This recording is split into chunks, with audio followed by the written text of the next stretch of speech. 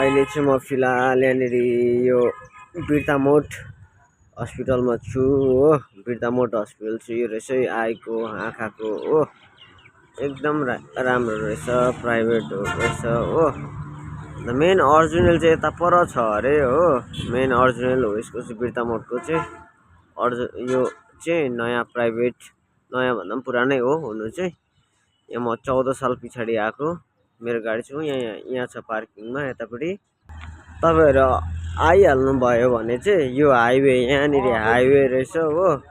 हाइवेकै तपाईँको राइट साइडपट्टि पर्छ। यता सिलगढीबाट आउँदैछ भने चाहिँ राइट साइडमा पर्छ।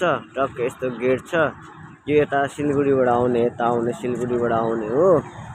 उता यताबाट त खै कताबाट आउने हो त्यो त याद भएन। यहाँ राइट साइडमा पर्छ। तपाईँहरूले यहाँनिर लेखिरहेछ, यो राम्रोसँगले पढ्नुहोस् है। यहाँनिर के लेखेको छ हो, राम्रोसँगले पढ्नुहोस् होइन। अन्त राम्रोसँगले पढ्नुहोस्। बिर्तामोड आई हस्पिटल लेखेको रहेछ यहाँनिर हो।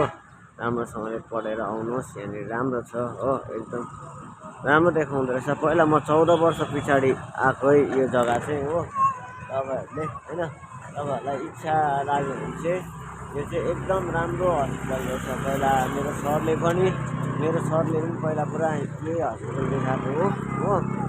अन्त तपाईँ सिलगढीबाट आउनु भयो भने बिर्तामोड पुग्नु भयो भने चाहिँ तपाईँको यता राइट साइडपट्टि पर्छ। यति नै हो मेरो भिडियो होइन। तपाईँहरू लाइक सेयर गरिदिनुहोस् होइन, एकदम फलो गरिदिनुहोस् प्लिज। तपाईँहरूलाई रिक्वेस्ट गर्छु। Thank you. मेरो ब्लगलाई यहीँनिर राख्छु।